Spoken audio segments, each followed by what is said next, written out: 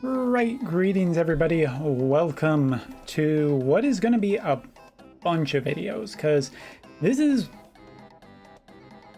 I actually think this is true. I can think back to different events we've had this entire year, but I can't think of a time where we've gotten such a big bunch of content. And I really mean that. I think that this is by far one of the biggest updates that we've gotten this entire year. We have a brand new character, this guy, who I haven't really bothered to learn his name yet. And to be fair, that's partially because I'm just not overly excited about him, as with this event coming back for Final Fantasy Tactics. While I understand some people are a little bit disappointed for no new characters and no new vision cards and no new voices and no new something else, I have to say that for the first 24 hours, I've been impressed with the cavalcade of upgrades that characters have seen, and going so far as to say that it's a pretty generous re-collaboration.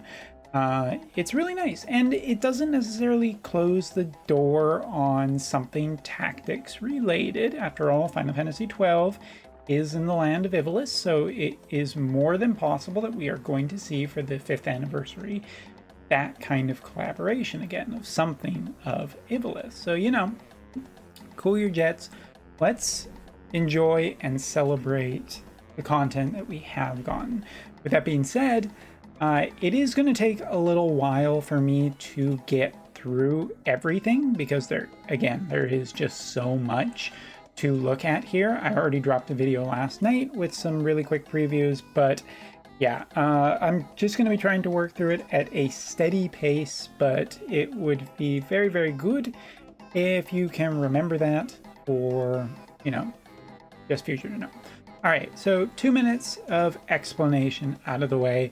Let's start with a character that we haven't seen yet, Orlandu, or Thunder God Sid, or the Thunder God, or a Old Mandu, or the Chaining Master if you're an FFBE person. Yeah, Orlandu has been a character that I see on and off in different parties. Not particularly that successful parties, because he's been out on the 140 and the limit burst upgrades and everything like that. But now we've obviously got these upgrades. So I mean, taking a look originally at his master ability improvements, he got defense penetration, slash resistance, missile resistance, magic resistance, and all that. And he was looking pretty good after the last redo for this collaboration, but it's been a long time, and you know, thankfully there is a good amount of improvements to celebrate here. Since there are so many, I mean, cost hasn't changed for this unit. He's still an 80 cost unit. Those the Samurai and Knight, which have kind of gotten their own upgrades since in between the two collaborations, but his main job has also been upgraded. So let's go through piece by piece, starting off with the Dream Enhancement. So the Dream Enhancement gives him AoE resistance penetration of 40. So as long as he is at 140, he has 40% undispellable defense penetration. He also has reduction of magical damage by 20%, reaction block rate of 40%, healing power increase of 10%, along with a skill upgrade. Now, is it a super big pile of stats in there? No, but it is a fair amount of resistances and, you know, things that normal units that come out nowadays have these kind of percentages as upgrades. So it's actually a pretty decent percentage overall for this increase that we are looking at here. We also have just a bunch of increases in terms of his kit, and I think also just to note, this guy does not have any Trustmaster runes, just, you know, because only so many hours in a day and I've been busy, so I don't have it quite so much. Let's go on to talk about his limit burst next, which is another fairly easy to do chat. So this Limit Burst has been upgraded. Originally it was just damage and heal on a big AoE, and then it got increased debuff resistance, provided you had haste, and decreased AP consumption if you had haste active. So basically the first upgrade that this Limit Burst ever got was, extra benefits for haste. Now this Limit Burst is cheaper. It's down to 33 AP as opposed to 43 before and 58 before that. So its cost has come down a considerable amount. Its range has also been improved by just a bit, which is kind of nice.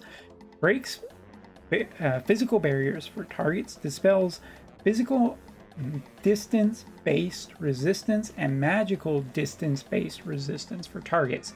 So that honeycomb style effect that Squall has, he can essentially get rid of it.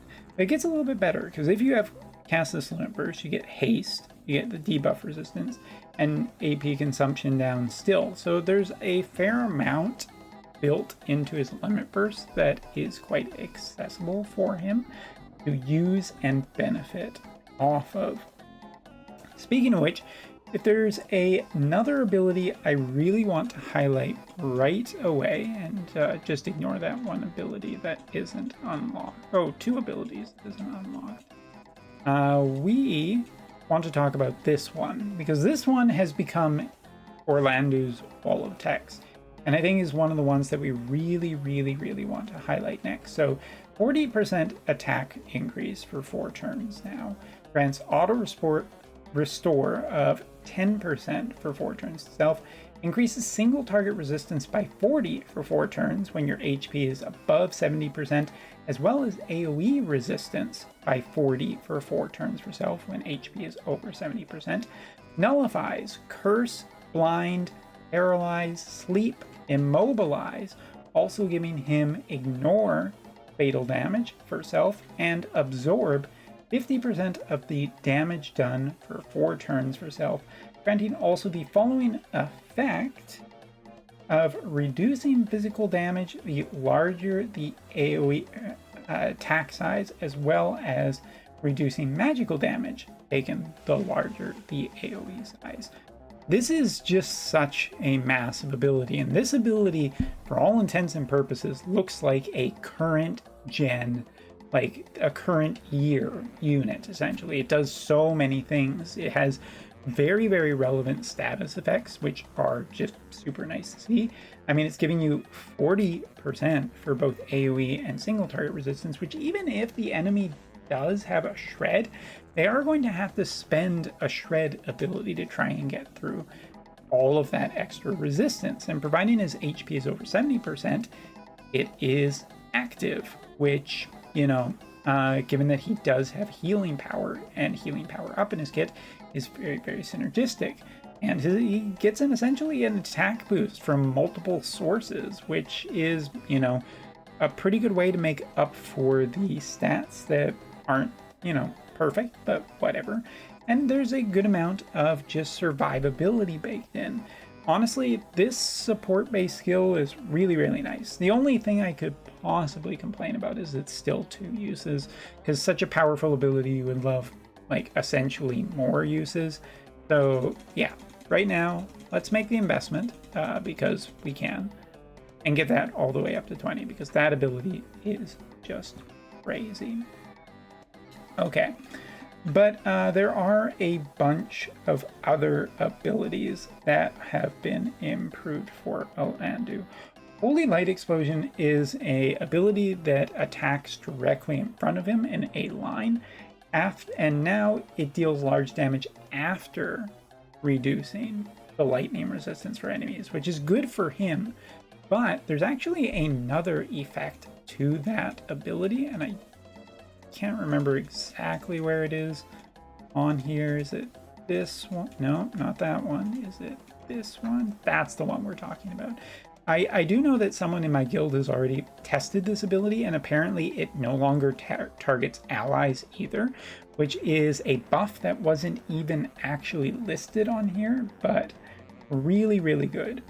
Underworld Scream is an ability that deals large damage and for now greatly reduces healing ability for 3 turns. Think of it as essentially a soft version of Cypher's abilities, just available in Lightning. Dark Sword is capable of reducing a certain percentage of single attack resistance, as well as recovering own AP when enemy is incapacitated. That ability has also been dropped to 14 AP. I want to say that Dark Sword is this one right here, so it's not the super high, in terms of its range or anything, but it is pretty well improved. God of Thunder greatly increases hit rate and slashing attack resistance penetration, grants the effect of reducing attack damage the wider the attack and decreasing attack resistance to all types. So basically mitigation of certain damage types. And that is, I do believe, this one right here is support-based skill, which was, essentially already a big attack boost. We're looking at accuracy of 25. We're looking at slash resistance penetration of 40. The decrease of resistances is only down to 3%, and then we have this 20% essentially like damage reduction built into his kit, which is pretty nice. Let's see, what else am I still not getting through? His unrivaled lightning thrust, which I believe is this ability up here. There's just so many upgrades, it takes a little while to breaks physical barriers, ignores the survive fatal damage, slash resistance, nullify CT up for 3 turns. Its range has also been improved both in terms of height and distance, so it has better chance of hitting opponents now earlier on. And yeah, I mean, if we essentially look at what this character looks like right now, not necessarily that button, let's go back out and see him in terms of a lightning party. I mean, if we threw on TMR runes, it would be even more impressive than it currently is, and he is at 0 reincarnations at this point. But given that water has kind of grown a little too big for its britches on JP, where I swear, Exias are kind of just strutting around right now, this character would have a field day going essentially against that. With the current build that we are looking here, I mean, we already have 50% poison resistance, 25% frostbite, and don't act resistance. Once he activates a single ability, he also gains curse immunity, as well as a ton of other immunities to status effects that were problematic to him before. Overall, I think that is a huge net positive for him, and his resistances in this current party are generally really, really strong against multiple enemy types, and we already have 20% for single and AoE resistance here, and activating one of his abilities and then just a couple abilities gives him so much extra damage resistance that it is very, very impressive on paper. I have to say that, obviously my Orlandu, I got very close to the end of the last time this collaboration came back, and while I've had him in parties, I don't use him too terribly much. But given what we are essentially seeing here, I'm very, very impressed with Orlandu's upgrades. I think that they are really, really, really impressive. He is one of the, at least for initial reactions, he is one of the best redesigned characters that I think I've ever seen in the game. If you squint hard enough, he's pretty close to looking like a very, very modern character. So jumping in, throwing on some weapons and equipment to him. I mean, I haven't really thought too much about what would be necessarily his best equipment. Like, his own Trust Mastery is probably something he would like, because it's still, like, it reduces damage taken for 3 times. It essentially gives him a barrier, which is missing, one of the few things that is missing from his kit. So yeah, let's just toss on just any equipment right now. Throwing this, looking at his overall stats, which pretty good. We don't have Trustmaster Rune, but we don't have Trustmaster on, so it doesn't matter anyway. And let's just go in, activate some of his abilities, and see the result.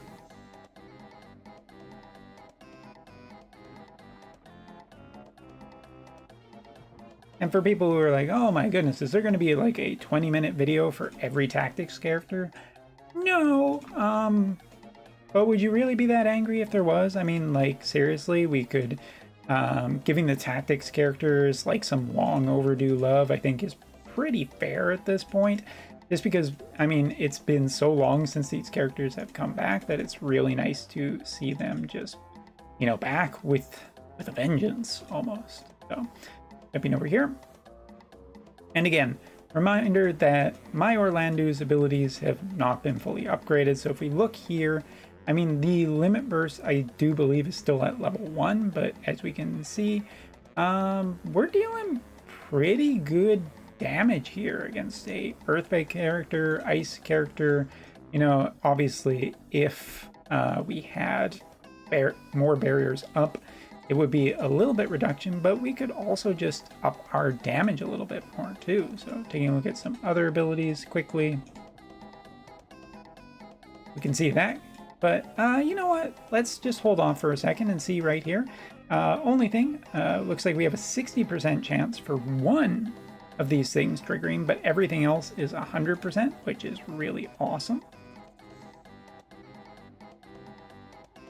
And that one that we essentially missed was auto restore, so Faith might, you know, I'm thinking to myself, maybe I want to push this character up a little bit higher, but let's just go through all the buffs, any of the buffs that we still need.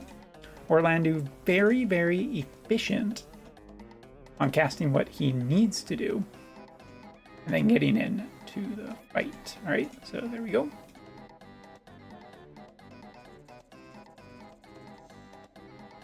Maybe not the ability that I wanted to cast on Gilgamesh, but it's fine. So taking a quick peek through here, let's just see what these characters are looking right now. So for instance, Sephiroth rocking about 60 single attack resistance, 25 AoE, defense stats overall pretty nice, speed of 123. We look at Mont over here, who's, you know, pretty decent, I think, 45 and 35. Gilgamesh, 60 and 15. And 63 and 47, which is probably one of our highest, but, you know, weak to lightning resistance. So let's say for, you know, just simplicity's sake that it balances out.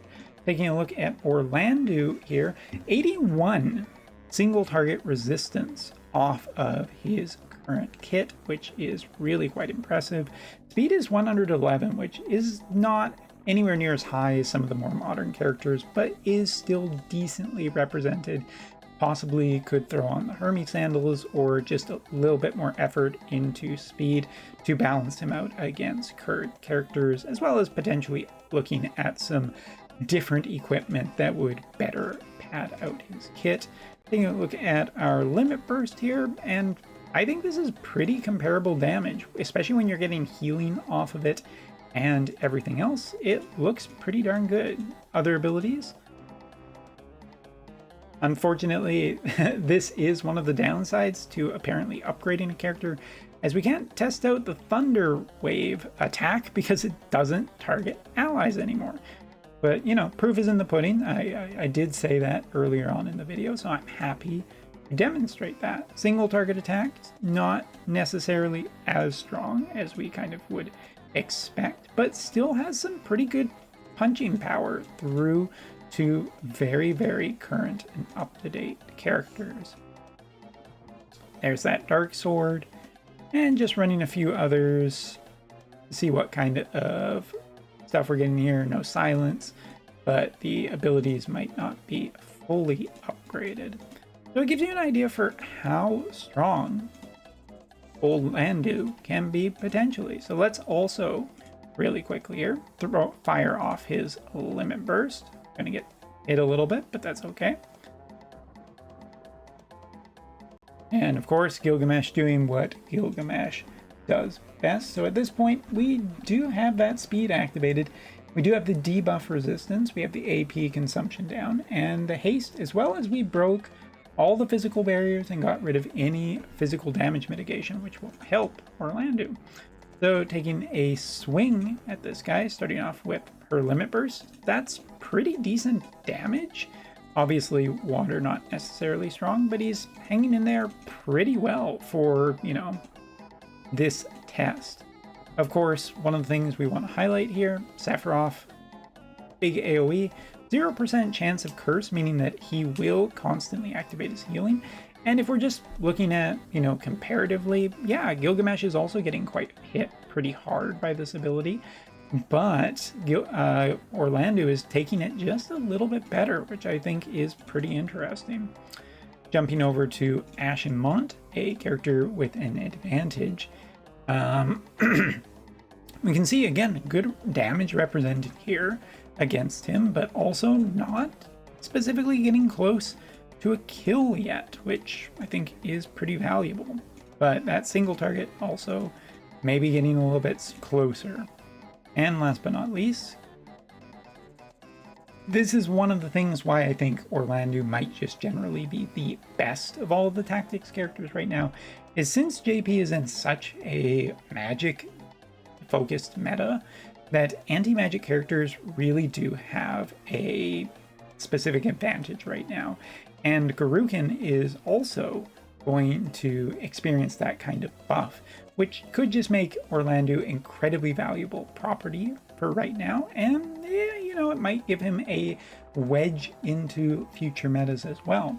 So that is just really, really strong. And if we just skip ahead here, Orlandu has gotten a little bit of a buff, a little bit of an AP down. As you can see, it hurt us a little bit not being able to regenerate that AP. But I think it stands for himself. I'm, at least for right now, very, very happy with how strong Orlandu's upgrades are. They do a lot for him, and they do a lot efficiently, which I think is super important. Also, his Trust Mastery already kind of answers something else that he would like on it. So it just looks pretty good to me across the entire board for the Thunder God. And I'm happy that the Thunder God is, you know, getting respect and going to be represented for the next few weeks at the very least. I mean, for people who might want to be a little bit down on this, saying that the 5th anniversary will bring something that will push these characters back into obscurity, at least we're going to get 2 months. And I mean, given what happens in 5th anniversary, all of these shiny new characters that we've been talking about so much, Garukin, Sadali, Exia, Shrek, and all of those characters might also get their faces in the mud too. So at least tactics characters will have some moments in the sun. It'll be much more glorious. Thanks so much for watching. Take care. See you for the next one.